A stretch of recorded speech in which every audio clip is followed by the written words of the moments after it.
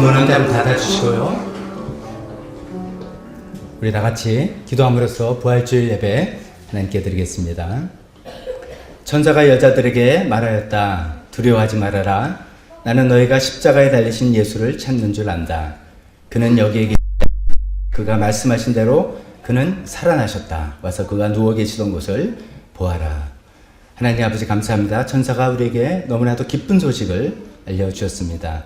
예수님은 지난 금요일날 십자가에 달려서 돌아가신 것으로 끝난 것이 아니라 약속하신 대로 말씀하신 대로 사흘 만에 부활하셔서 우리 모두에게 소망이 되시고 우리 죄 용서를 진짜로 이루어 주셨다는 것을 확인해 주시고 우리에게 참된 소망으로 이끌어 주셨습니다. 오늘 그런 부활을 우리가 감사하며 기뻐하며 주님께 찬양하는 마음으로 이렇게 다 모였습니다. 오늘 모여서 저희가 드리는 예배를 하나님 아버지 받아 주시옵소서. 예수님의 이름으로 기도했습니다. 아멘. 다 같이 일어서서 유선 마이크, 예, 다 같이 일어서서 찬양하겠습니다. 부활절 찬송가죠. 예수 부활했으니 찬송가 164장 3절 우리 함께 행진곡풍으로 힘차게 빠르게 부르겠습니다. 찬양하겠습니다.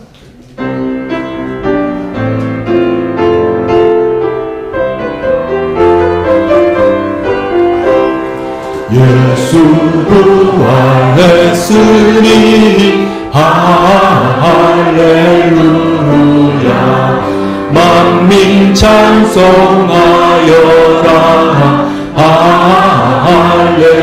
할렐루야 천사들이 즐거워 할렐루야 기쁜 찬송 부르네 할렐루야 대속하신 주 예수 할렐루야 선한 싸움 이겼네 할렐루야 사랑 것을 이기고 할렐루야 하늘 문을 여셨네 할렐루야 길과 진리 되신 주 할렐루야 우리 부활하겠네 할렐루야 부활 생명 되시네 할렐루야 우리 부활하겠네 할렐루야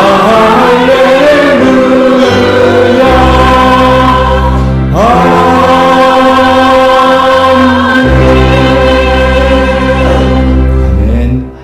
우리 세대통화예배로 모일 때마다 사도신경으로 신앙 고백하고 있습니다. 이 시간에도 문답식으로 사도신경으로 신앙 고백하겠습니다.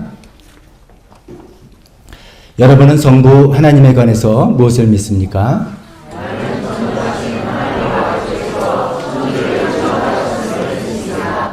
여러분은 성자 예수님에 관해서 무엇을 믿습니까?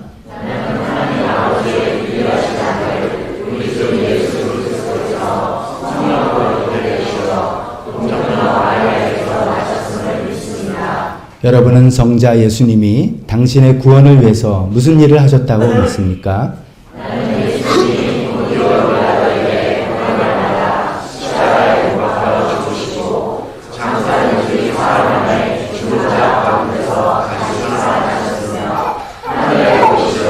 전능하신 아버지 하나님 우편에 앉아 계심을 믿습니다. 여러분은 성자 예수님이 어떻게 다시 오실 것을 믿습니까?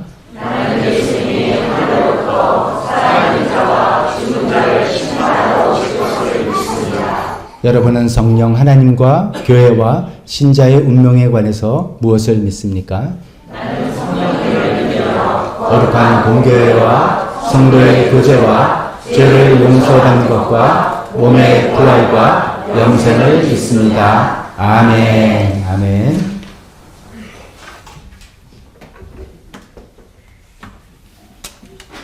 마지막에 우리 고백한 것처럼 죄를 용서받는 것과 몸의 부활과 영생을 믿습니다 라는 고백이죠. 그래서 예수님의 부활이 예수님이 우리의 모든 사람들의 소망 되심을 우리가 믿고 찬양합니다. 이 시간에 예수 열방의 소망, 우리 위해서 죽으시고 다시 사신 생명의 주님, 주님만이 우리의 소망입니다. 우리 크게 찬양하도록 하겠습니다.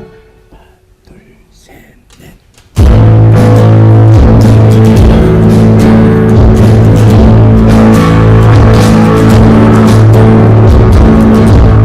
예수 열방의 소망 예수 우리의 위로자 주님은 땅에 영원한 소망 예수 온 속에 길 예수 변함없는 진리 주님은 땅에 이지에 지내 우리 위해 죽으시고 다시 사신 생명의 주 주님만이 소망이요 변함없는 반석이요 주님만이 온 세상을 비추시네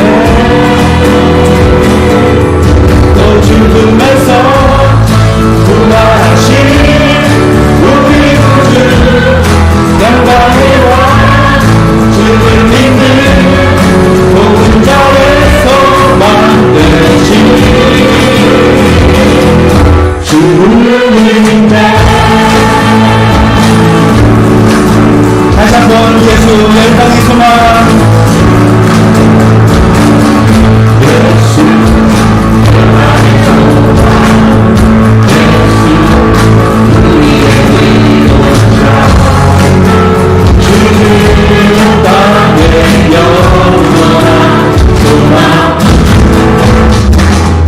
예수 온 속에 길 예수 변함없는 진리 주님은 땅에 빛이 되시네 우리를 위해 죽으시고 다시 사신 생명의 주 주님만이 소망이요 변함없는 반석이라 주님만이 온 세상을 비추시네 또 주님께서 부활하신 우리 구주 영광의 왕 주를 믿는 모든 자의 소망 되신 주를 믿네 우리의 죽으시고 세번 하느니까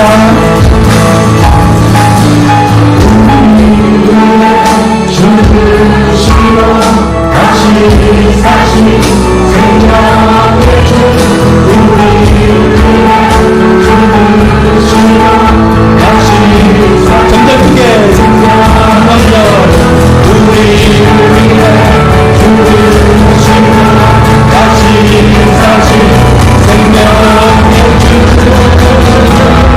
주님만이 소망이요 변함없는 반석이여 주님만이 온 세상을 비추시네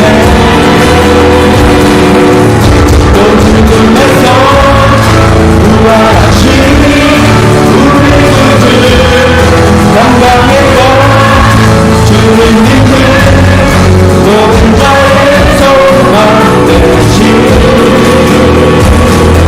주를 믿네 아멘. 여러분 그렇습니까? 주님만이 우리의 소망 되시고 우리의 큰 반석이시고 변함없는 반석이십니다. 오늘 시간에는 우리 세대통합 예배 때 우리 자녀들 부른 찬양도 한 곡씩 해보려고 그랬는데 존귀하신 어린 양이란 찬양을 추천해 줬습니다. 가사가 너무나 좋습니다. 아이들이 부르고 우리 어린이도 같이 배워서 부르면 너무 좋겠다는 찬양입니다. 대신 어른들은 처음 부르니까 우리 조엘랜드 자녀들이 크게 소리를 내줘야 돼요. 우리는 배우는 입장이니까 같이 한 2번 정도 반복해서 찬양해 보겠습니다.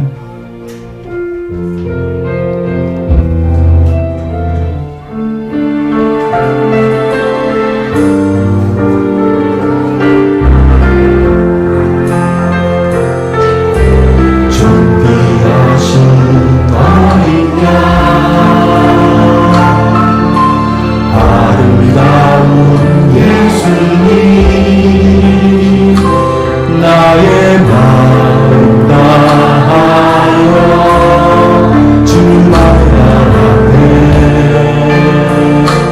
경배합니다. 거룩하신 주보여 나를 구한 그 사랑 모든 만물 찬양해 주님과 같은 분 없네. 둘 셋 넷 하나 둘 주님을 땅과 하늘에 주 찬양 받으소서. 세상 하나뿐이 왕의 왕 오 할렐루야. 나의 사랑 주님을 땅과 하늘에 찬양 받으소서. 세상 하나뿐이 왕의 왕 오 할렐루야. 주님만을 사랑해요. 한 번 더 하겠습니다. 존귀하신 어린 양 존귀하신 어린 양 아름다운 예수님 나의 마음 다하여 주님 바라네.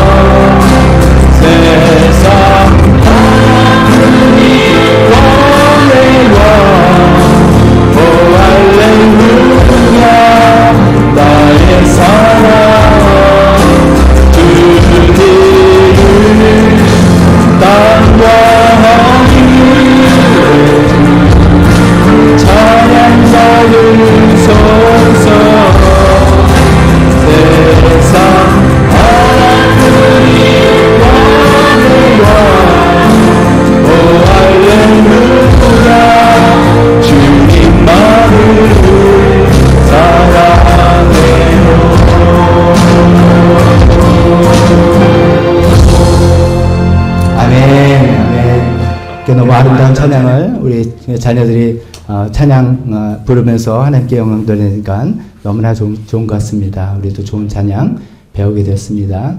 마지막으로 우리 부활주니까 찬양 한 곡 좀 길게 더 하겠습니다. 죽임당하신 어린 양, 우리 몇 년 전에 우리 악부 다 나눠서 4부로 해보기도 했는데요. 모든 능력과 부와 지혜, 힘과 존귀, 영광, 찬송을 우리 부활하시고 죽임당하신 어린 양이지만 부활하셔서 하나님 편에 계신 그 하나님과 하나님 편에 계신 예수님 그리스도께 다 올려버리는 찬송 되었으면 좋겠습니다.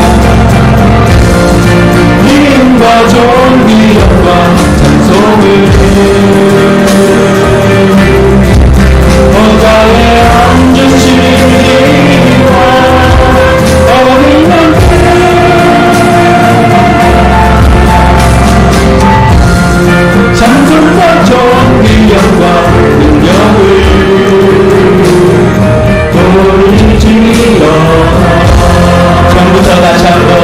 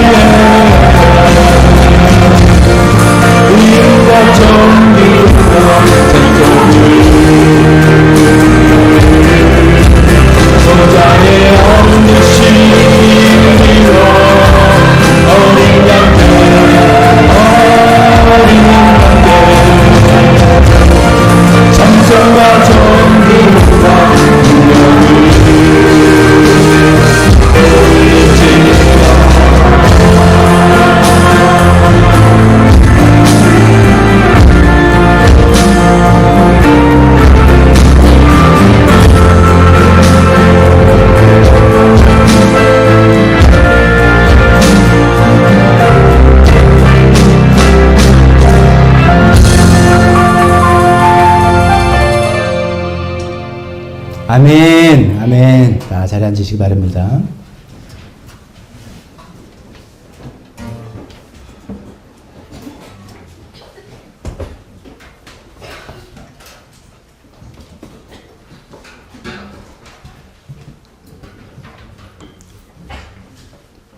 오늘 부활주의를 맞이해서 세대 통합 예배로 하나님께 예배드리러 오신 모든 분들 주님의 이름으로 환영합니다. 오늘 특별히 많은 자녀들, 가족까지 다 같이 오신 분들이 많아서 함께 예배드리게 되니 너무 더욱더 기쁩니다. 오늘 주보를 보면서 교회 소식 나눠보겠습니다. 아니 뭐 이런 주일은 서로 인사해야 되겠습니다. 우리 크리스마스 때는 메리 크리스마스 이렇게 이야기하는데 영어로는 해피 이스터인데 해피 이스터는 조금 덜 대중화된 것 같아요. 그래서 여러분들 해피 이스터가 편하신 분은 해피 이스터하고 아니면 예수님 부활하셨습니다. 서로 좀 우리 인사하면서 예수님 부활하셨습니다. 서로 인사 좀 하겠습니다. 예수님 부활하셨습니다. 해피 이스터. 예수님 부활하셨습니다. 예, 예수님 부활하셨습니다.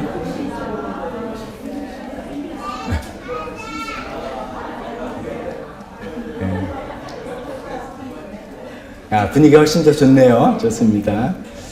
자, 주보를 보면서 교회 소식 나누겠습니다. 우리 예수님이 사망 권세 이기시고 부활하신 날입니다. 우리 모두 이런 부활의 소망으로 살아가는 우리가 되었으면 좋겠습니다. 오늘도 부활절 절기연금 있음을 말씀드립니다.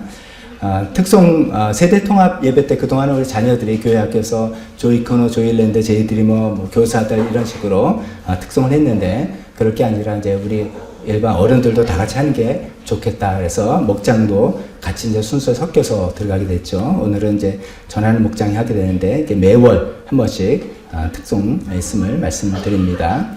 그 다음 소식은 많은 분들 기대하고 있는 탁구대회 소식입니다. 탁구대회 언제라고요? 4월 마지막 주일, 4월 마지막 주일 푸짐한 상품이 준비되어 있는 걸로 알고 있습니다. 그 상품을 따기 위해서 여러분들 많이 또 준비도 하시고 근데 이제 오늘까지 대진표를 신청을 하셔야 돼요. 오늘까지 신청을 하셔야지 대진표 작성이 들어가니까 남자 복식, 여자 복식, 혼합 복식 이렇게 해서 신청해 주시면 좋겠습니다. 자, 요령원도 말씀드렸지만 이 교회에서 하는 운동이나 이 게임은 승리, 우승의 목적이 있다? 아니다. 친교의 목적이 있다. 여기 너무 우승에 승리에 막 이렇게 막 불을 막 들키고 막 그러지 말고 정말 재밌게 교제하면서 화합하는 그런 좋은 시간들 되었으면 좋겠습니다. 친교부에게 직접 신청해 주시면 좋겠습니다. 결혼식 소식이 있습니다. 먼저 누군지 좀 알아야 되겠죠. 아시는 분도 알지만 우리 김헌, 정지은, 예비 부부 잠깐만 일어서시면 저분들이구나 우리 알고 축하하겠습니다. 미리 축하 박수 합시다. 앉으셔도 됩니다. 앉으셔도 됩니다. 원래 이제 5월 달로 예정을 잡았어요. 그리고 저에게 주례도 부탁하시고 해서 그렇게 좀 여유 있게 생각하다가 갑자기 이제 우리 정진자매님 아버님이 좀 몸 불편하신 게 그래서 좀 빨리 당겨서 4월 23일 일요일 원래 날짜도 토요일로 잡았는데 그런 상황 때문에 할 수 없이 일요일 날 주일날 오후 3시에 결혼식을 하게 됩니다. 결혼식 장소는 여기서 굉장히 가깝습니다. 저 뒤쪽에 있는 법조단, 문정 법조단지에 있는 루이비스 컨벤션 아모리스홀에서 오후 3시에 있는데 여러분 가실 수 있는 분은 가셔서 축하해 주시고 또 못 가시더라도 축복해 주시면 좋겠습니다. 네팔 선교회에서 계속 우리 기도하는데 지난주에도 침례식 사진들 보여드렸잖아요. 참고로 우리 시티 미션 교회를 위해서 기도하는데 그 교회 자체도 4군데 선교지가 있어서 우리 많은 분들이 대표기도 하시면서 도단위, 당, 실프벤시, 건다기 이렇게 언급도 하시는데 이번 지난주에 또 연락이 왔는데 당이란 지역에서 침례식이 또 있었다고 합니다. 이 당은 라지 목사님의 부모님이 사시는 곳이에요. 저 남쪽이고 저도 한번 인사차 가본 적이 있는데 거의 하루 걸려서 그러니까 멀어서라기보다 교통이 너무 불편해서 하루 정도 걸리는 아주 남쪽 지방의 더운 지역의 곳인데 거기서 7명 침례식을 했다 해서 광고 다 마치고 제가 또 사진 보여드리도록 하겠습니다. 우리 계속해서 네팔을 위해서 기도하면 좋겠습니다. 또 나라 북한을 위해서 계속 관심과 기도하고요. 이제 4월달이 되고 5월달이 되면 미국이나 캐나다에 계시는 많은 이제 교회 저희 식구들 많이 여러분의 친척들도 많이들 방문하실 겁니다. 우리 교회도 많은 분들이 오십니다. 다음 주에는 천요한 목사님 전체 가족이 방문하신답니다. 이번에 천사모님도 오시고 그 아들 내외도 오시고 손자 손녀까지 전부 다 온 가족이 한국 여행을 하러 오셔서 다음 주에 오시는데 설교는 더 이상 좀 힘드시답니다. 목사님 한번 경미한 뇌경색도 앓으시고 연세도 많으셔서 설교는 안 하고 그냥 예배 같이 참석하면서 같이 또 교제하는 그 시간이 되었으면 좋겠습니다. 뿐만 아닙니다. 계속해서 많이도 오셔서 이제 안수 집사님 아드님 내에도 오시고 저희 큰아들 신찬이도 올 것이고 이진 사모도 올 것이고 설문서 장로님도 오시고 많은 분들이 예수님 방문하게 될 걸 더 기쁜 얼굴 보게 되겠습니다. 우리 그 노원준 형제 저랑 수요일마다 생명의 삶 성경부 하고 있는데 지난 수요일 날 그 과정에서 예수님 영접에 대해서 쭉 배우고 예수님 영접하는 기도하면서 예수님을 영접하게 됐습니다. 우리가 보통 이제 다 끝나고 예수 영접 모임도 따로 하고 이럴 때 다 공식화 되긴 하는데 그래도 이건 1대1로 공부했는데도 그런 자리에 섰지만 예수님 영접하게 된 거 우리 축하하면서 노원준 형제 자꾸만 일어나시면 우리 축하합니다 합니다.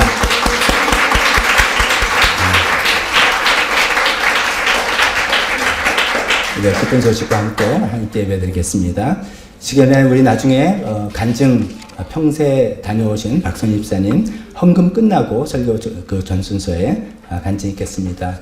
헌금하고 봉헌을 다 하고 난 다음에 봉헌기도 나중에 봉헌 헌금위원들은 봉헌 다 하시고 난 다음에 받으신 다음에 그 다음에 특송하고 그 다음에 자녀들은 각자 교실로 들어가고 간증하고 설교로 이렇게 이어지겠습니다. 헌금과 대표기도 헌금으로 이어지겠습니다. 오늘은 원래 김경찬 안수 집사님 헌금 기도 순서신데 갑자기 몸이 불편하셔서 기도문 다 작성해놓고 못 오셨습니다. 그래서 신수계 집사님께서 대신 똑같은 마음을 가지고 기도 대신 인도하시겠습니다. 네팔 사진 보기로. 맞습니다. 감사합니다. 네팔 사진 보기로 했습니다.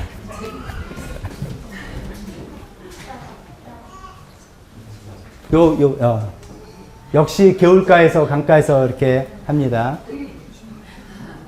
좀 분명히 보이는지 모르지만 이 남쪽 지방이라서 더워 인도계 좀 약간 까무잡잡한 인종들이 많습니다. 넘어가시죠. 이런 분위기로.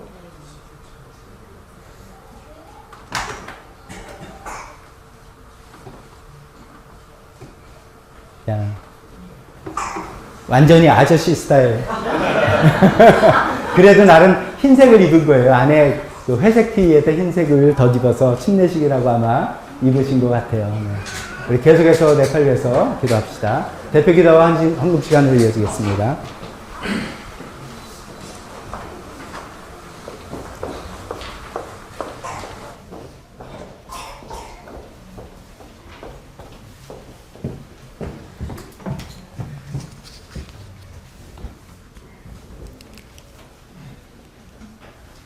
다 같이 기도드립니다. 긍휼이 풍성하신 아버지 하나님, 오늘 기쁘고 감사한 부활주의를 맞아 저희 모두의 마음과 발길을 이 자리로 인도하시니 주님께 감사와 정성을 다하여 영과 진리로 예배드리기 원하오니 기뻐 받아주시기 바라오며 예배를 통해 오직 주님 홀로 영광 받으시옵소서. 부활주의를 맞아 하나님의 아들이신 예수님의 고난과 십자가에서 죽으심 그리고 부활의 의미들을 하나하나 다시 되새기게 하시니 감사합니다. 선악과 시험에 실패한 아담의 후손이기에 뼛속까지 죄인으로 태어나 죄 속에서 살다가 심판을 피할 수 없던 우리에게 찾아오셔서 넘치는 사랑과 은혜로 우리를 섬겨주시다 하나님의 아들이라는 제목으로 그 끔찍하고 잔인한 십자가 고난을 참으시며 수치와 모욕과 조롱과 고통 속에서 죽기까지 순종하신 예수님, 하늘 보자 버리시고 창조주에서 피조물의 모습으로 가장 낮은 자리로 오셔서 줄인 자를 먹이시고 병든 자를 고치시며 무지한 자를 가르치시고 소외된 자를 품어주시며 말씀을 통해 진리를 일깨워 주시고 오직 사랑으로 우리의 모든 죄를 지고 십자가에 오르시어 인간과 똑같은 육신의 죽음으로 우리 죄를 속량하시고 우리를 온전히 구원해내신 구속의 예수님, 보여주신 수많은 기적과 능력으로 꿈같은 세상을 기대하여 호산나를 외치며 환영하던 그들에게 불과 닷새 만에 십자가 위에서 가장 억울한 죽음을 당하신 희생의 예수님, 그러나 죽으시고 사흘 만에 다시 살아나셔서 부활하심으로 이 세상을 절망과 좌절 속에서 가장 불쌍하게 살아가야 했을 저희들의 삶을 송두리째 바꿔주셨으니 감사합니다. 예수님의 부활이 아니었다면 예수님의 모든 가르침과 예수님의 엄청난 희생조차 그저 아쉽고 안타까운 2000년 전 어느 사건이었을 저희에게 예수님의 부활은 그 어떤 증거보다 더 확실하게 그가 누구였는지 보여주셨고 또한 우리에게 주시는 흔들릴 수 없는 승리의 약속이었습니다. 약할 때 강함 되듯 세상 모두가 완전한 실패라고 생각했던 그 순간을 쓰셔서 우리를 모든 것을 다 잃은 회복불능의 패배자에서 하나님의 자녀와 천국 시민 되어 영원하고 완벽한 승리자로 살게 하신 극적 대반전의 놀라운 승리의 역사를 이루어내신 아버지 하나님을 찬양합니다. 박 목사님의 지난주 종료주일 설교 말씀을 통해 십자가를 지고 골고다 언덕을 오르시는 예수님을 보고 여인들이 가슴을 치며 통곡할 때 비록 예수님 자신은 출혈과 상처로 인한 극한의 고통 속에서도 나를 두고 울지 말고 너희와 너희 자녀를 위해 울라고 말씀하신 것은 눈앞의 상황에 감성적으로 반응하기보다 예수님께서 하시고자 하셨던 일의 의미를 되새겨 먼저 우리 자신의 구원을 위해 그리고 미래 후손들이 심판에 던져지지 않도록 우리 몫의 싸움을 싸워가기를 위해 준비하고 깨어서 기도해야 함을 알게 하시니 감사합니다. 사랑하는 교회 공동체를 위해 기도합니다. 저희는 3년간의 코로나 시대 후유증으로 인해 여러 가지 어려움을 겪고 있습니다. 무엇보다 아직 미처 제자리에 돌아오지 못한 길 잃은 영혼들이 교회로 돌아오게 하시고 세계적 경제의 불황 속에서 우리 교회에게도 닥친 재정적 어려움을 잘 견뎌낼 수 있도록 지켜주시옵소서. 매일매일 하나님 앞에 나아가 속되고 죄된 저희를 회개하고 사함 받음으로 계속해서 부활의 삶을 살아가는 저희 모두 되게 하시옵소서. 눈앞에 보이는 것들은 모두 잠깐이며 보이지 않는 것은 영원하다는 사실을 기억하여 보이는 것 너머에 하나님의 영광을 바라보며 살게 하시옵소서. 항상 우리 사랑하는 교회 공동체가 눈과 귀를 항상 주님께 향하고 마음은 주님을 향해 열려 있도록 도와주셔서 어떤 시련과 어려움을 만나도 하나님께 나아가 한 마음 한 목소리로 기도하며 응답으로 주시는 말씀과 명령에 즉각 반응하고 따르는 신실하고 성숙한 믿음의 제자들로 채워진 사랑하는 교회 공동체 되게 하시옵소서. 네팔 선교와 시티미션 교회를 위해 기도합니다. 라진 목사님을 영적 육적으로 지켜주셔서 점점 어려워지는 네팔의 선교 환경과 시시각각 변화하는 그곳 상황에 담대하게 대처하게 힘주시고 목사님 가정에도 축복하시어 가족 모두가 든든한 선교 지원군 되게 하시옵소서. 얼마 전 침례받았다는 그레이스와 비카스 형제를 포함한 5명의 침례자 사진을 보게 하시니 참으로 감사합니다. 앞으로 더 많은 사람들이 구원받게 하시고 수니타 자매와 비카스 형제 같은 귀한 영혼들도 많이 불러주셔서 라진 목사님을 도와 하나님의 일꾼으로 쓰임받는 믿음의 조력자들이 계속해서 이어지게 하옵소서. 사랑하는 교회 안에 목장 사역을 위해 기도합니다. 저희와 같이 부족하고 연약한 영혼들을 목장으로 불러주셔서 서로 섬기고 의지하며 사랑을 경험하고 배우게 하시니 감사합니다. 각 목장들을 살펴주시어 모든 만남과 모임을 통해 말씀 따로 삶 따로가 아니라 말씀대로 살아가는 삶들이 끊임없이 증거되고 살아계신 주님의 임재가 확인되는 믿음의 현장, 축복의 산실이 되게 하시옵소서. 또한 목장을 위해 매일 기도하고 헌신과 희생을 마다 않으시는 목자 목녀들에게 약속하신 하늘의 상급을 내려주실 것을 믿으며 감사드립니다. 교회 안에 여러 기도 제목을 위해 기도합니다. 먼저 건강이 필요하신 지체들을 위해 기도합니다. 사랑의 손길로 만져주셔서 모든 아픔들이 깨끗이 낫게 하셔서 감사함과 되찾은 건강으로 더욱 신실한 주님의 제자된 삶을 살게 하시옵소서. 여러 가지 이유로 결혼을 미루고 기피하는 세상이 되어가고 있는 중에도 결혼을 준비하고 있는 귀한 지체들이 있습니다. 기도로 잘 준비하고 계획하여 기쁘고 아름다운 결혼식 되게 하시고 또 행복한 믿음의 가정으로 이루어가도록 축복하여 주시옵소서. 4월 30일 주일 예배 후 계획하고 있는 탁구대회를 위해 기도합니다. 행사를 통해 서로를 좀 더 알게 되고 더 깊이 이해하여 더 많이 사랑하게 되는 기회로 인도하시어 즐겁고 행복한 시간 되게 하시옵소서. 주관하시는 친교부 자매님들의 수고와 헌신도 기억하셔서 축복으로 갚아주시옵소서. 오늘 예배와 말씀 증거하시는 박덕준 목사님을 위하여 기도합니다. 준비하신 설교 말씀을 통하여 저희들 마음이 열리고 저마다 합당한 몫의 회개와 결단으로 이어지게 하시고 저희 모두 받은 말씀대로 살기를 소원하는 복된 성도 되게 하시옵소서. 오늘 예배의 시종을 주님께 맡겨드리며 모든 말씀 우리 주 예수 그리스도의 이름으로 기도드리옵나이다.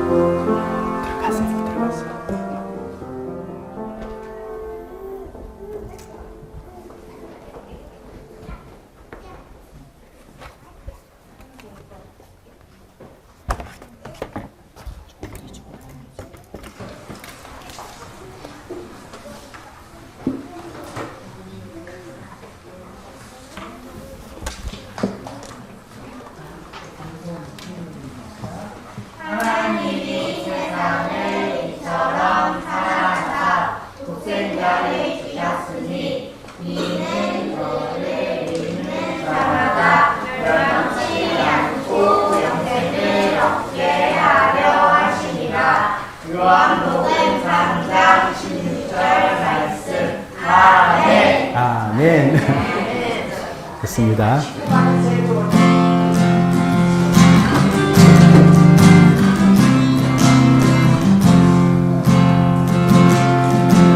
세상 무엇보다 가장 귀한 사랑 독생자 주신 하나님 사랑 내게 계속하신 예수님 모양 십자가 지신 예수님 사랑 어떤 상황에도 나를 안전하게 지키시는 성령의 사랑 이 모든 사랑 받는 나는 하나님 기쁨 행복한 사랑합니다 하나님 사랑합니다 하나님 사랑합니다 하나님 온 맘 다해 사랑합니다 세상 무엇보다 가장 귀한 사랑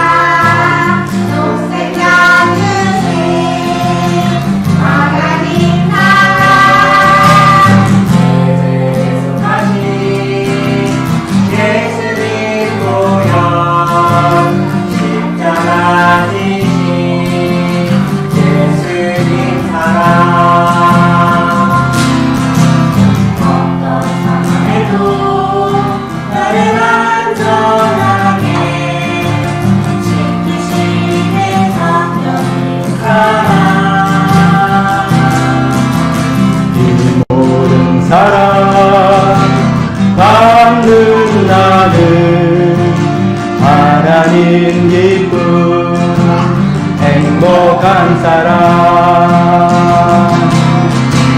사랑합니다 하나님 같이 함께 손을 같이 해주세요. 사랑합니다 하나님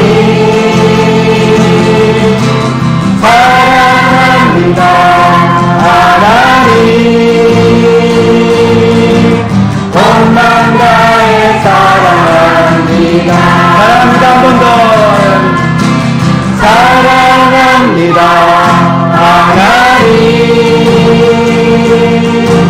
사랑합니다 하나님 사랑합니다 하나님 온 마음 다해 사랑합니다 온 마음 다해 사랑합니다 그래요 정말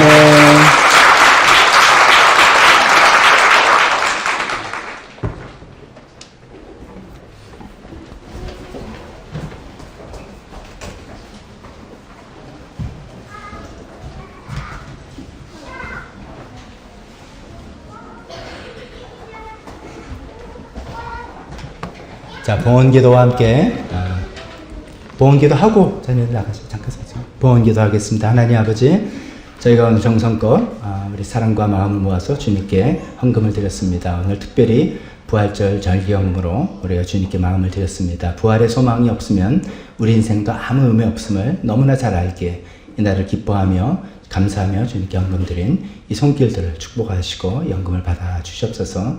오늘 주님을 사랑한다고 특송한 전하는 목장 각 가정마다 하나님의 사랑과 은혜가 함께 하시기를 간절히 기도드리며 예수님의 이름으로 기도했습니다. 아멘. 네, 우리 자녀들은 벌써 다 나가셨나요? 네. 네. 네, 평신도 세미나 다녀오신 박선희 집사님 간증해 주시겠습니다.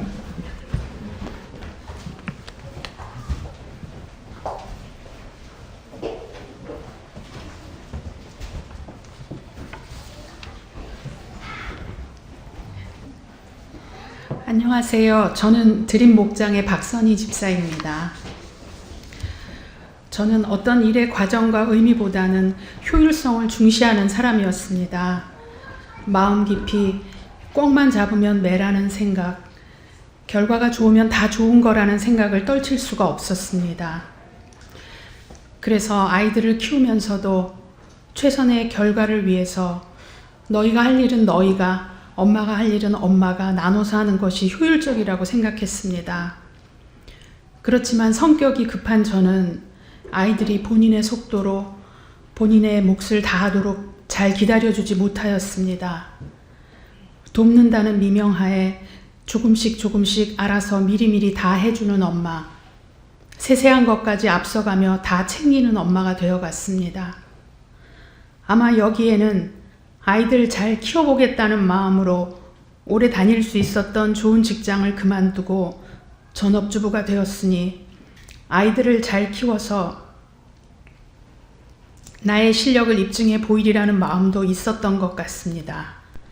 그러나 그것은 아이들이 스스로 자립하고 성장할 수 있는 기회를 박탈하는 것과 다르지 않은 일이었습니다. 아들이 군대에 가서 어려운 일이 생기고 아파하고 괴로워하면서 자기 인생 전체를 돌아보기 시작하자 자식에 매여있던 저까지도 가슴 저 밑바닥부터 진동이 오면서 균열이 생겼습니다. 그리고 감사하게도 하나님께서는 아들과 제가 서로 의존하고 있었음을 깨닫게 해주셨고 기도하는 가운데 제 자신을 들여다볼 수 있는 안경을 주셨습니다. 매일 회개가 덩쿨처럼 줄줄이 딸려 나왔습니다.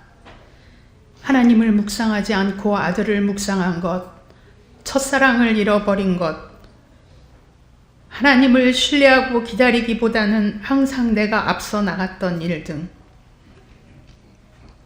이젠 됐겠지 생각하면 또 나왔습니다. 매일 새벽 예배부터 울고 밤에 자면서도 회개거리가 생각나 울고 눈가가 빨갛게 짓무르기까지 했었습니다.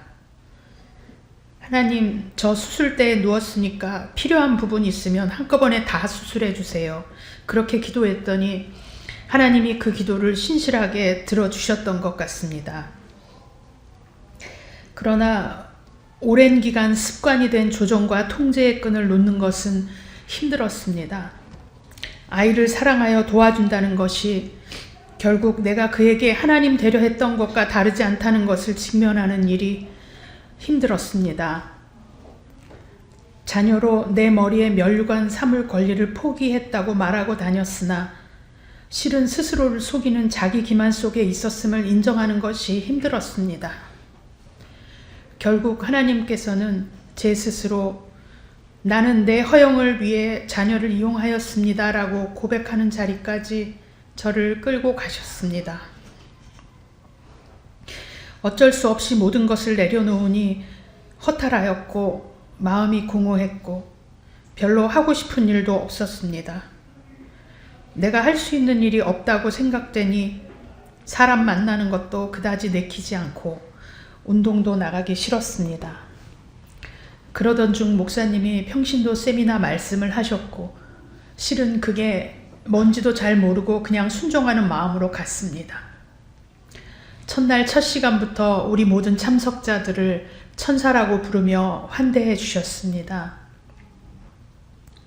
식사와 간식, 잠자리 등 모든 면에서 세심하게 보살펴 주시고 섬겨 주셔서 마치 예수님이 나를 섬겨주시는구나 라고 느낄 수 있었습니다. 몸과 마음이 지쳤던 저는 로뎀나무 아래에서 엘리야가 먹고 쉬면서 기운을 차린 것처럼 새로이 기운을 차렸습니다. 가정교회의 정신에 대해 강의를 들으며 넉넉하지 않은 환경에서 목원들을 섬기시며 오직 영혼 구원하여 제자 삼는 일에서만 기쁨을 삼는 목자님들의 간증을 들으며 성령님께서 제게 새로운 마음을 부어주셨습니다. 제가 받은 은혜와 자원이 얼마나 풍성한지 감사함으로 돌아보게 하셨고 흘려보내지 않고 고인 물은 결국 썩을 수밖에 없다는 것도 깨닫게 하셨습니다. 또 그동안 저를 섬겨주셨던 목자 목녀님께서 얼마나 사랑과 눈물로 또 안타까운 마음으로 기도해 주셨을지 알게 되었습니다. 영혼 구원에 대한 저의 마음이 어느샌가 식었다는 것도 생각나게 해주셨습니다. 가장 가까이에 있는 사랑하는 남편을 위해서도 영혼 구원을 위해 안타까운 마음으로 기도했던 것이 언제였던가 싶었습니다. 그래서 저는 하나님께서 저를 목자로 부르시던 목녀로 부르시던 목원이나 헬퍼로 부르시든 순종할 마음으로 돌아왔습니다. 복음을 알지 못하는 영혼들을 마음에 품고 중보기도 하겠다는 마음으로 그리고 옆에 있는 남편을 사랑으로 섬기고 하나님께서 하나님의 때에 하나님의 방법으로 일하실 것을 믿고 저도 늘 기도해야지 하는 마음으로 왔습니다. 저에게 힘든 시간에 은혜의 장소에서 하나님 사랑에 듬뿍 잠길 수 있게 해주신 아버지 하나님께 감사드리고 매일 기도해 주시는 목자 목녀님과 응원해 주신 목장 식구들 그리고 사랑의 수고를 아끼지 않으시는 목사님께 감사드립니다. 그리고 끝으로 여러분 모두도 평신도 세미나 참석을 통해 하나님 은혜 경험하시고 힘을 내어 표대를 향해 함께 달려나갈 수 있기를 바라봅니다. 저의 간증을 들어주셔서 감사합니다.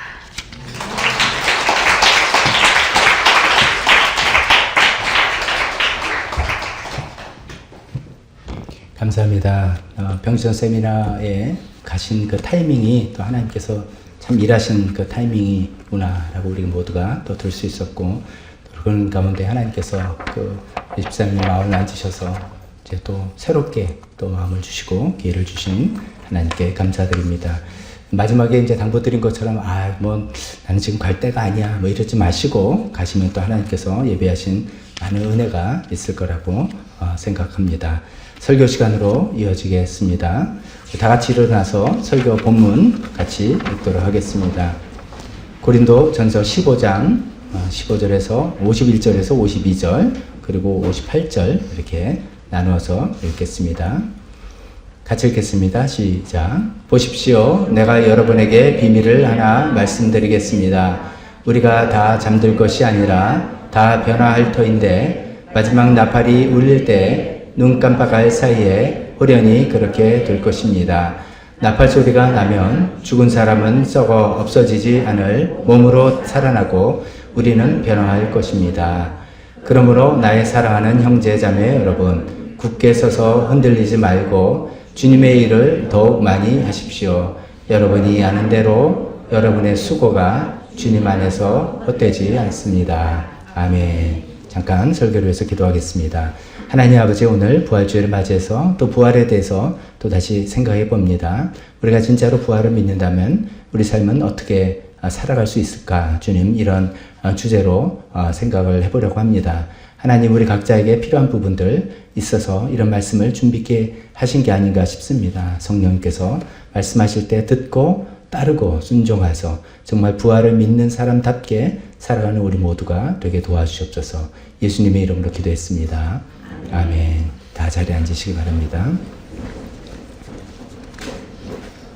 오늘 설교 제목은 진짜로 부활을 믿는다면, 이런 제목으로 하나님의 말씀 증거하겠습니다. 먼저 서론으로 간절하게 말씀드리면 부활은 우리 기독교의 기초가 된다, 파운데이션이다 라는 말씀 드리겠습니다. 부활은 기독교 자체의 파운데이션이고 우리 신앙에, 보통 우리가 신앙생활을 한다는데 이 신앙생활의 가장 베이스가 되는 그런 내용이라고 말씀드릴 수 있습니다. 기독교 이제 우리 성경이나 이제 신앙생활 하다 보면 어떤 뭐 감동적인 스토리들이 있습니다. 특히 예수님께서 십자가에 달려 죽으신 그런 이야기들은 들을 때마다 우리 마음이 저려오고 또 감동이 되는 그런 스토리가 되죠. 또 성경을 보면 굉장히 지혜로운 말씀들도 참 많이 있습니다. 또 이렇게 신앙생활 하는 사람은 이렇게 따뜻하게 서로를 돌봐주는 그런 사랑의 공동체가 있습니다. 이 모든 것들이 우리 신앙생활 할 때 참 도움이 되는 거지만 기독교는 그 이상인 것이죠. 기독교는 능력입니다. 기독교는 부활의 능력으로 세워진 그 믿음입니다. 세상의 가장 큰 능력, 그건 죽은 사람을 살리는 그런 능력 아니겠습니까? 그런 부활의 능력으로 하나님께서 죽은 예수님을 살리신 그 부활의 능력으로 우리가 서 있는 것이고, 우리도 언젠가 그 예수님처럼 죽음에서 부활할 거다. 혹은 죽음의 상황에서 우리를 하나님께서 건지시고 살리실 것이다 라는 그 부활의 능력을 믿는 마음으로 우리가 신앙생활을 하고 있습니다. 고린도전서 4장 20절에 이런 말씀이 있습니다. 하나님 나라는 말에 있지 아니하고 능력에 있습니다. 그런 능력 위에 우리 기독교가 있는 것이고, 그런 부활의 능력 위에 우리 믿음이 서 있는 것입니다. 그래서 부활이 이제 기독교의 기초고 파운데이션이라고 말씀드립니다. 부활의 의미는 또 이제 오늘이 주제는 아니지만 서론적으로 그래도 잠깐 터치를 해야 될 것 같아서 말씀드립니다만, 부활의 의미는 단순히 죽었다가 살아나는 것이 아니라는 것을 우리 여러 차례 살펴보았습니다. 예수님이 죽었다가 다시 살아나실 때는 전혀 다른 차원의 생명으로 살아나셨다고 성경은 우리에게 말하고 있습니다. 성경에 이제 마가복음 16장 12절의 표현을 보면 예수님께서 다른 모습으로 나타나셨다. 분명히 예수님인데 그 전에 예수님과는 다른 그런 모습으로 나타나셨다. 그래서 우리가 알던 반드시 그 분명히 정체성 예수님인데 이제는 시간과 공간도 초월하시고 완전히 새로운 위엄을 갖고 계시는 전혀 다른 몸으로 나타나신 그 예수님입니다. 그것이 이제 부활의 의미겠죠. 근데 이제 거기서 더 나가서 예수님만이 아니라 우리도 다 그렇게 부활할 것이다. 그래서 아까 우리 사도신경 고백할 때 우리도 몸으로 부활할 것을 믿습니다. 부활의 몸을 입을 것을 믿습니다. 라고 예배 때마다 고백을 하는 것입니다. 자, 이쯤에서 부활의 내용을 이야기한 다음에 한번 제가 여러분께 질문하겠습니다. 여러분 모두는 부활을 믿습니까? 소리가 좀 작습니다. 이제 좀 크게 합시다. 여러분 모두는 부활을 믿습니까? 아멘. 예수님께서 부활하시는 믿습니까? 아멘. 여러분도 부활할 것은 믿습니까? 아멘. 좋습니다. 이제 거기서 이제 전제하고요. 속으로는 뭐 몇 %일지 몰라도 일단 거기서 오늘의 주제는 예수님 부활하셨습니다를 막 따지는 게 아니라 예수님 정말 부활하셨다면, 그것을 우리가 믿는다면 우리는 그 부활을 믿는 사람으로서 어떻게 오늘을 살아갈 것인가, 이 이야기를 오늘 나누려고 합니다. 그래서 진짜로 부활을 믿는다면, 제가 뭐 옆에서 앞에서 목사가 뭐 믿습니까? 그러면 어떻게 아멘 하지 그냥 가만히 있겠어요. 제가 얼굴 다 보는데 아멘 하는데, 이게 진짜로 내가 이것을 믿는다면 그 부활에 합당한 어떤 삶을 살아갈 것인데, 어떤 삶을 우리가 살아갈 것인가, 이것을 오늘 이야기하고 싶습니다. 여러 가지가 있지만 세 가지만 제가 뭐 1, 2, 3 하면 우리 기억에 제일 남는다 그래서 항상 세 가지 포인트를 나눕니다. 첫 번째, 우리가 정말 진짜로 부활을 믿는다면 소망으로 살게 된다는 것입니다. 소망으로 살기. 진짜로 부활을 믿는다면 우리는 어떤 상황에도 소망을 잃지 않고 살아가게 될 수 있을 것입니다. 예수님께서 부활하셨다는 것은 우리에게 커다란 것을 알려준 거죠. 인생은 살다가 죽으면 끝이야 가 아니라는 것이. 우리 그전엔 다 생각했습니다. 살다가 죽으면 끝이지, 인생은 끝이다 라고 생각하는데, 예수님의 부활은 no. 인생 살고 죽음으로 끝나는 게 절대로 아니라는 것을 분명히 보여주신 사건입니다. 그래서 정말 우리가 그 부활을 믿는다면, 우리가 살아가면서 이제 힘들고 어려운 일 겪을 때 막 있잖아요. 막 힘들어 죽겠어, 뭐 괴로워 죽겠어, 뭐 이렇게 이제 이야기를 하는데, 그게 말로 표현을 죽게 써든지 어떤 데가 정말 힘들지만 우리가 이렇게 생각할 수 있는 거죠. 너무나 간단해서 웃을 수 있지만, 제가 몇 차례 말씀드렸죠. 아무리 힘들어도 죽기밖에 더 하겠습니까? 그렇잖아요. 우리 아무리 힘들어도 죽기밖에 더 하겠습니까? 그런데 예수님 부활하시고 우리도 부활거리니까 죽음은 천국이에요. 아무리 힘들어도 죽기밖에 더 하겠냐는 생각인데, 예수님 부활하신 걸 생각할 때 죽으면 천국이네. 우리가 걱정할 게 없네. 거기에 우리가 얽매이거나 우리가 낙심하거나 인생이 절망이거나 이렇게 할 필요가 없다는 거죠. 살아가면서 어떤 경우를, 어떤 힘든 경우를 가져도 맞이한다도 우리 소망을 잃지 않을 수 있게 되는 것입니다.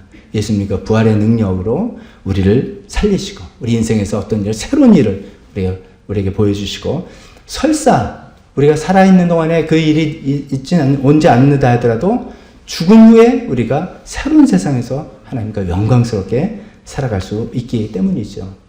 우리가 이제 부활이란 그 관점에서 우리 인생을 다시 비춰보면은, 우리가 살아가는 이 세상의 삶은 축구로 말하면 전반전이죠.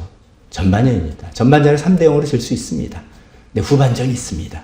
야구로 말하면 9회 말 공격이 남아 있습니다. 그래서 우리에게 얼마든지 소망을 잃지 않고 하나님께서 더 큰 일을 행하실 그 소망을 우리가 바라볼 수가 있겠습니다. 말은 쉽지 사실은 어려운 것이 죽음이 모든 사람에게 오기 때문이죠. 제가 여러분 앞에서 확실한 예언 하나 해보겠습니다. 한번 해볼까요? 확실한 예언, 이거 100% 확실한 예언입니다. 이 자리에 계신 모든 분들은 언젠간 다 죽습니다. 맞습니까? 틀립니까? 이건 100% 확실해요. 100%. 다 우리는 죽게 되고, 그래서 다 죽게 되는 현실을 맞이하면서 일반적으로 우리는 다 죽음을 두려워합니다. 근데 여러분, 우리가 왜 살면서 죽음을 두려워할까요? 제가 이제 여러 가지를 저도 생각해보고, 이제 다른 사람 쓴 글도 읽어보고 하니까, 일반적으로 죽음을 두려워하는 일을 세 가지로 정리해본다면 이런 겁니다. 제일 큰 게 이런 거예요. 나의 존재가 없어지는 것에 대한 두려움이라는 거죠. 나 죽으면 나란 존재가 없어지지 않겠는가? 그러면 나의 사랑하는 관계도 다 잃어버리는 것이고, 내가 갖고 있는 그 재능, 쓸데가 없는 것이고, 내가 알고 있는 많은 지식도 필요 없는 것이고, 내가 그동안 즐기던 그 즐거움도 더 이상 누릴 수가 없는 것이고, 내가 애쓰게서 모았던 그 재산도 그냥 두고 가는 건 아깝고, 그래서 나의 존재가 없어진다는 사실 때문에 우리가 죽음을 두려워하는 것이고, 두 번째는 이런 이유 있겠죠. 죽은 다음에 정말 어떻게 되는 것이지? 그걸 모르는 미지의 세계에 대한 불안감 때문에 또 죽음을 두려워하죠. 또 세 번째라면 죽는 과정에서 신체적으로, 정신적으로 고통이 크지 않습니까? 그런 것 때문에 죽음을 두려워한다고 합니다. 근데 우리가 정말로 부활을 믿는다면 육체적, 신체적 고통은 그건 감당해야 되겠죠. 의학의 도움을 좀 받아서 감당을 하더라도 나의 존재가 없어지지 않습니다. 예수님께서 그걸 보여주셨잖아요. 죽었지만 다시 살아나시고, 또 다시 살았다가 또 죽는 존재가 아니라 영원히 사시는 새로운 차원의 존재로 사시는 것을 예수님 보여주셨습니다. 또 예수님께서 부활하셨기 때문에 우리가 죽은 다음에 어디 가지? 라는 미지의 세계란 불안이 우리는 있을 수 없습니다. 그러니까 죽는 과정에서 육체적인 고통이야 우리가 같이 겪어나가면서 하나님 위로도 주시고 의학적인 도움도 받지만 나머지 나의 존재가 없어지는 것 같은 불안, 두려움, 미지의 세계에 대한 불안감 이런 것들이 진짜로 사라지기 때문에 우리가 죽음에 대해서 두려워하지 않고 당당히 살아갈 수 있는 것이죠. 그 세상에 어떤 어려움이 당해서 사실은 이제 뭐 애가 뭐가 문제예요 다 하지만 그 모든 문제의 정점은 죽는 거잖아요. 근데 죽어도 우리는 소망이 있다. 이런 생각을 할 때 우리가 소망을 절대로 잃어버릴 수 없는 것이죠. 예수님 믿는다면 우리 갖고 있는 이 소망을 살인 소망을 그 누구도 그 어떤 것도 뺏을 수 없이 우리가 살아갈 수 있을 거라 믿습니다. 그래서 진짜로 부활을 믿는다면 어떤 상황에도 우리는 소망을 잃지 않고 살아가게 될 수 있습니다. 두 번째, 우리가 진짜로 부활을 믿는다면 사랑으로 살게 됩니다. 사랑으로 살아가는 사람이 되어야 되는 것이죠. 자, 생각해봅시다. 예수님이 이 땅에 왜 오셨습니까?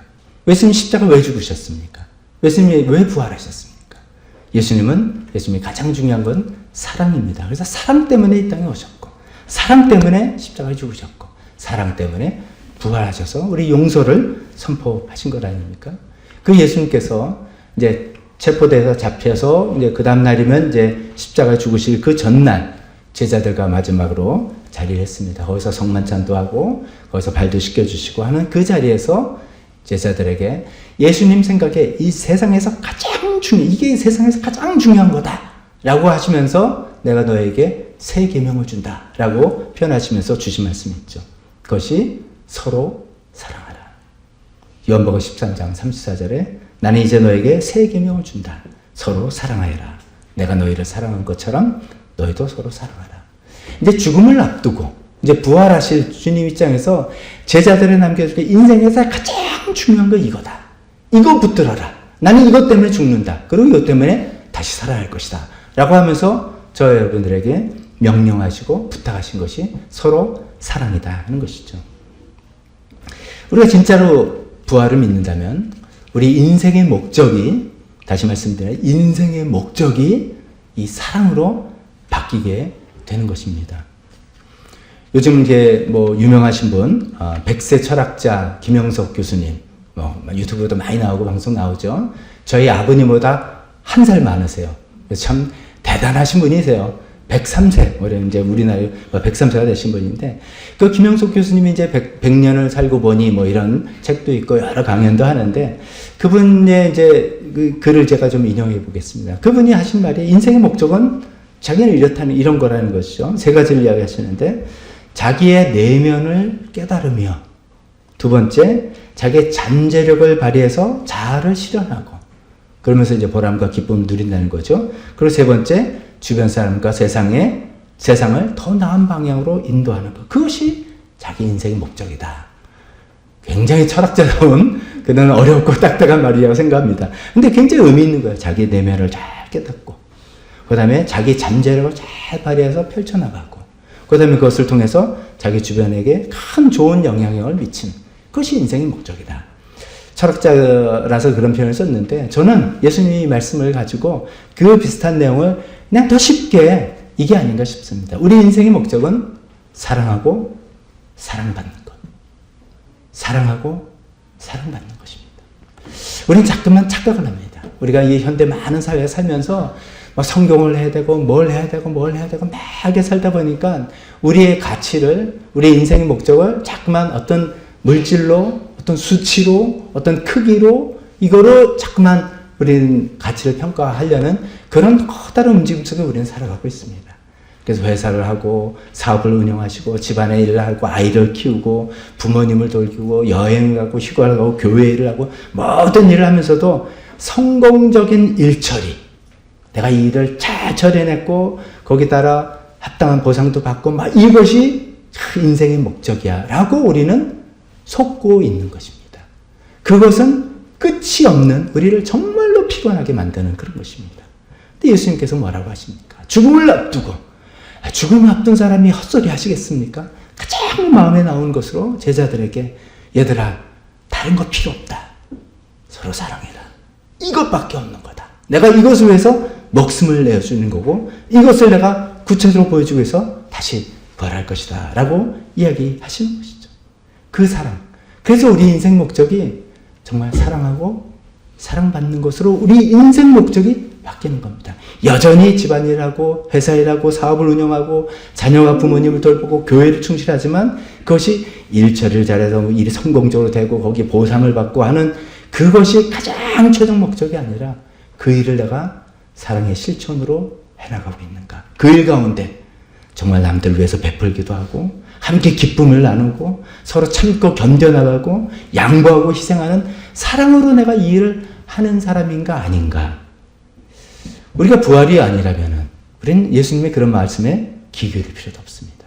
그러나 예수님께서 마지막으로 죽기 전에 하신 그 가장 귀한 말씀, 그것을 해서 살다가 죽으셨고 부활하셨다는 그 말씀을 우리가 귀담아 듣지 않을 수 없습니다. 예수님 말씀, 다시 말씀드리면 이런 겁니다. 아웅다웅 싸우면서 살아봤자 소용없다. 서로 사랑하고 사랑받으면서 살아라. 이것밖에 없다. 사랑만 남는 것이고 사랑만 영원한 것이다 라고 예수님께서 이렇게 말씀하신 듯 하는 것이죠. 여러분 임종을 경험해 보신 분들 계실 겁니다. 사랑하는 부모님이나 하여간 사랑하는 가족들을 보내시는 또 그런 과정에서 제일 마지막 하게 되는 말 두 마디가 뭔지 다 아시죠? 제일 마지막 하게 되는 말 미안해요. 두 번째 사랑해요. 이겁니다. 다른 거 다 없더라고요. 다 사라지고 그때 왜 그랬어 어쩌고저쩌고 그 좋았어 다 사라지고 제일 마지막 순간에는 미안해요. 더 사랑해요. 왜 미안하냐면 더 사랑하지 못해서. 그리고 실제로 나는 사랑해요. 우리가 그 순간에 아는 거예요. 사람을 마지막 보낼 때 마지막 헤어질 때 정말 사랑이 제일 중요하구나. 그걸 우리가 아는 것입니다. 그럼 거꾸로 생각하면 왜 평소에 그 말을 아끼나? 왜 평소에 그것을 실천하지 않는가? 이거죠. 왜 죽을 때 비로소 그것을 고백하고 막 눈물을 쏟는가? 우리가 살아가면서 우리 인생의 목적으로 사랑하고 사랑받는 것을 우리 인생 목적으로 사는 것이 진짜로 부활을 믿는 사람들의 삶의 모습이 될 거라 믿습니다. 누구를 사랑해야 되는지는 멀리 있는 사람을 사랑해야 되겠지만 가장 가까운 데서부터 시작하는 것이죠. 나와 함께 사는 사람, 나와 함께 지내는 사람, 내가 책임져야 되는 사람, 하나님께서 나에게 붙여준 사람. 여기서부터 이 사랑을 점차 넓혀보는 우리가 되었으면 좋겠습니다. 두 번째 말씀입니다. 진짜로 부활을 믿는다면 우리는 사랑으로 살아가게 된다. 사랑이 인생의 목적이 된다라고 말씀드립니다. 세 번째 마지막입니다. 우리가 진짜로 부활을 믿는다면 용서하게 된다는 말씀입니다. 용서로 살아가게 되는 것입니다. 예수님의 제자들이 예수님 잡히시기 전에 어땠습니까? 그때 나는 목숨을 내고 주니까 끝까지 가겠습니다. 큰 소리 뻥뻥 쳤죠. 근데 실제로 예수님 딱 겟세마네 동산에서 체포될 때 전부 다 도망갔다 했어요. 베드로 큰 소리 쳤는데 어쩌면 제일 먼저 도망갔을지도 몰라요. 다 도망갔습니다. 십자가 자리에는 제자 요한만 어머니 마리와 함께 그 자리에 서 있었습니다. 그런 제자들에게 예수님을 다 버리고 도망간 제자들에게 부활하신 주님께서 그 제자들에게 나타나셔서 하신 첫 마디가 뭔지 여러분 기억하십니까? 어쩌면 이제 우리 같으면 이럽니다. 야, 내가 뭐라 했어? 조심하랬지. 계속 기도하랬지. 기도 안 하더니 그렇잖아. 책망의 말이 나올 수 있습니다. 또 이럴 수 있습니다. 네, 그럴 줄 알았다. 네가 하는 게 뻔하지. 이렇게 어떤 실망의 말씀 하실 수 있습니다. 아니면 진짜 얼마나 얄미운 그런 제자들이겠습니까? 예수님이 제자들에게 하신 첫 마디가 이겁니다. 너에게 평화가 있기를. 너에게 평화가 있기를. 그 마음은 예수님께서 제자들에 대한 그 원망의 마음이 있다? 없다. 미움의 마음이 있다?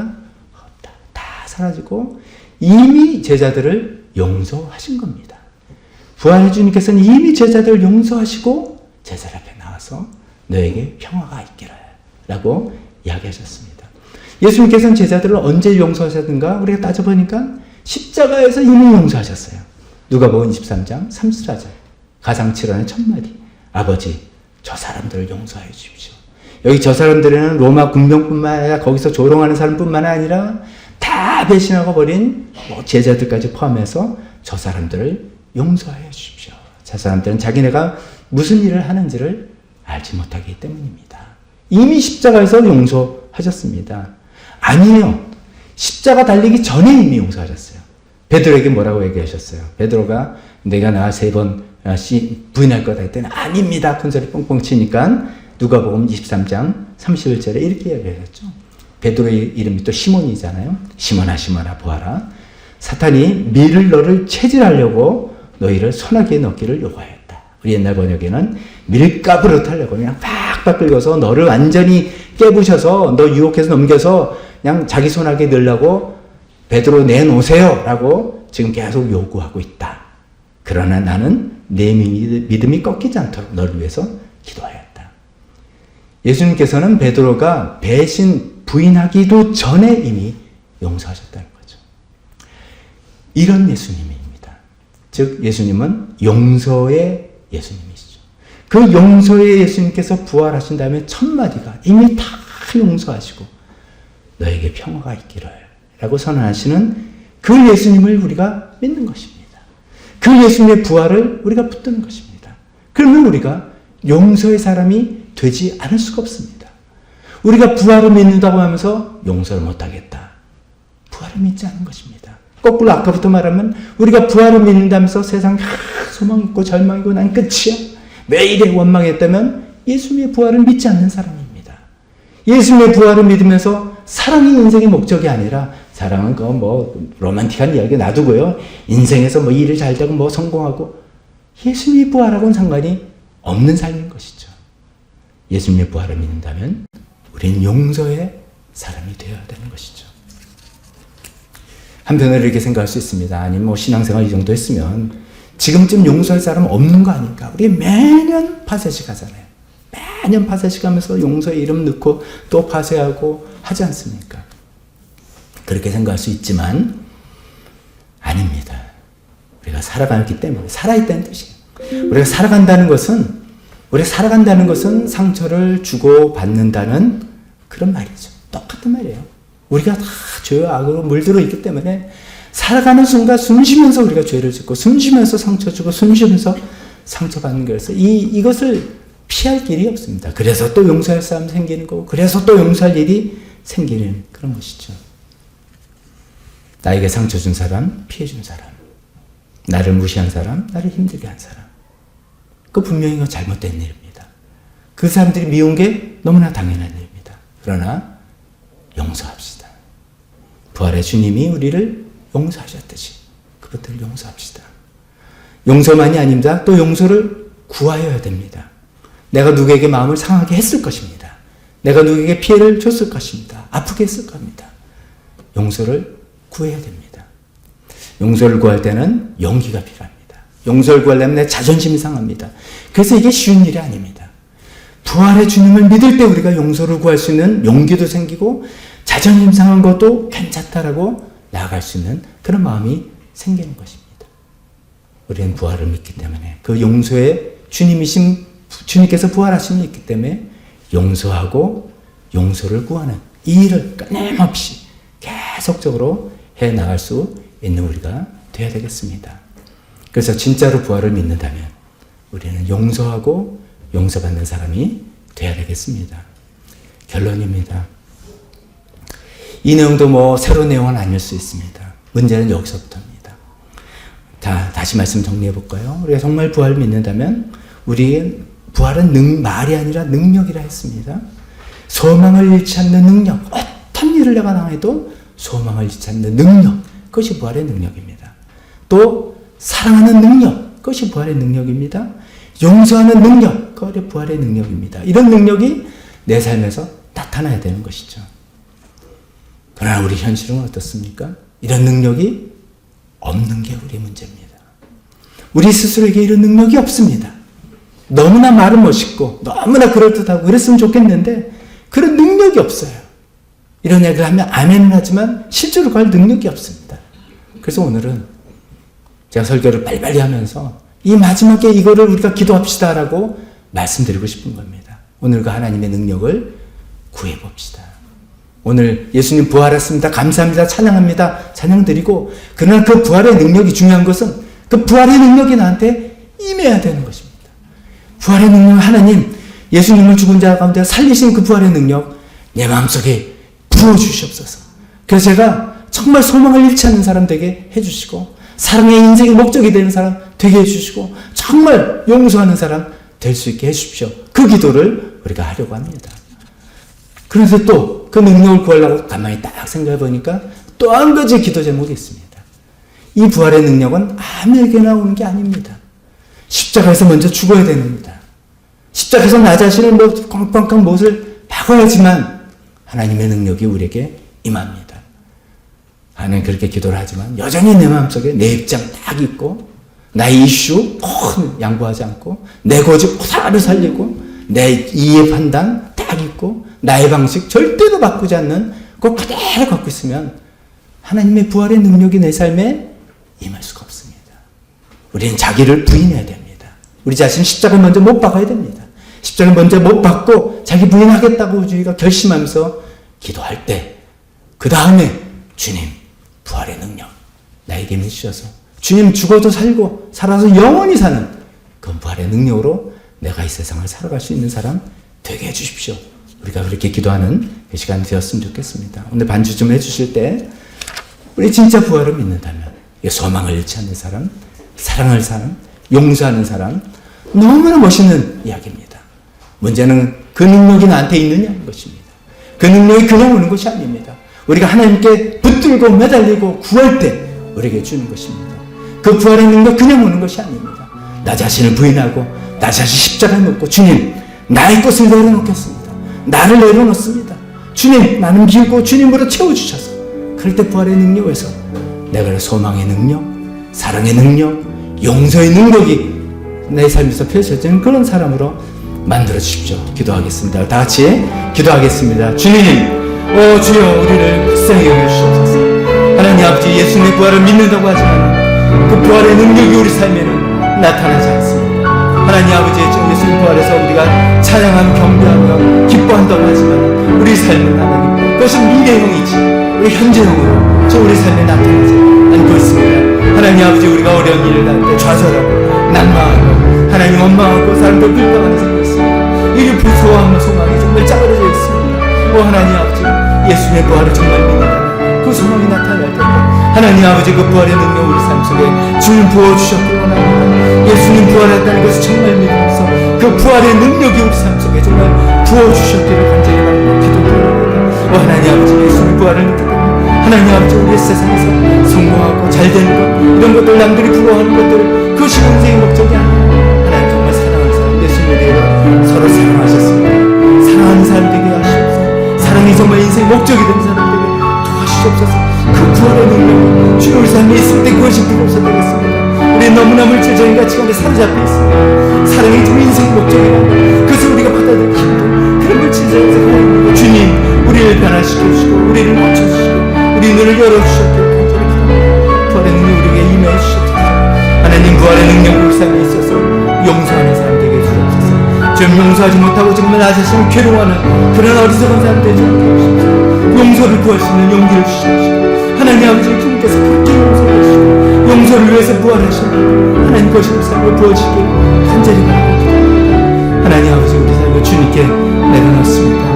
내 생각 내려놓습니다. 내 주장 내려놓습니다. 내 고집 내려놓습니다. 나의 방식 내려놓습니다. 나의 관계를 다 내려놓습니다. 주님 피고 지은 자는 주님께 드립니다. 주님 빈장으로 주님께 드립니다. 우리를 하신 십자가에 못 박고 오지 않았구나.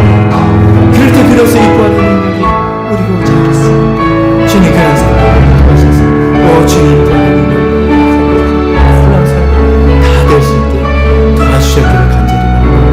기도드립니다. 주님 도와주시옵소서. 도와주시옵소서. 하나님 아버지, 부활의 능력을 우리에게 부어주시옵소서.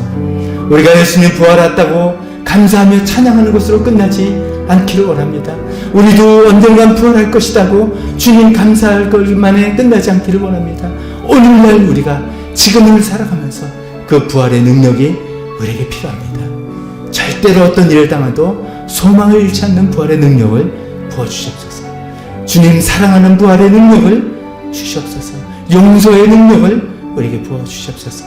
하나님은 그 부활의 능력은 그냥 오는 것이 아니라 우리가 십자가에 먼저 못 박힐 때, 우리 자신을 먼저 비울 때 우리에게 준다고 하오니, 주님, 우리가 우리 자신을 내려놓고 우리 자신을 부인한다고 좀 기도했습니다.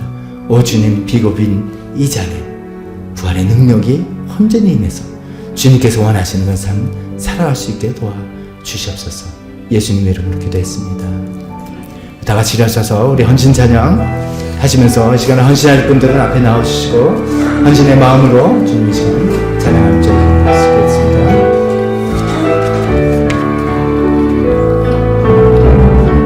나 어디 가든지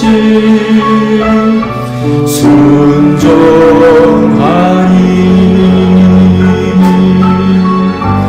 나 어디 있든지 충성하니 주 나의 하나님 왕 되신 주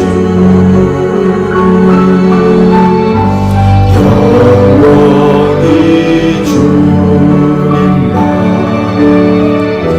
찬양하리. 축도하겠습니다. 지금 우리 주 예수 그리스도의 은혜와 하나님 아버지의 사랑하심과 성령의 교통하심이 예수님의 부활을 믿고 그 부활의 능력이 우리 내 삶에 나타나기를 간절히 소원하는 여기 있는 모든 분들 머리 위에 지금부터 영원토록 함께 있을지어다. 아멘.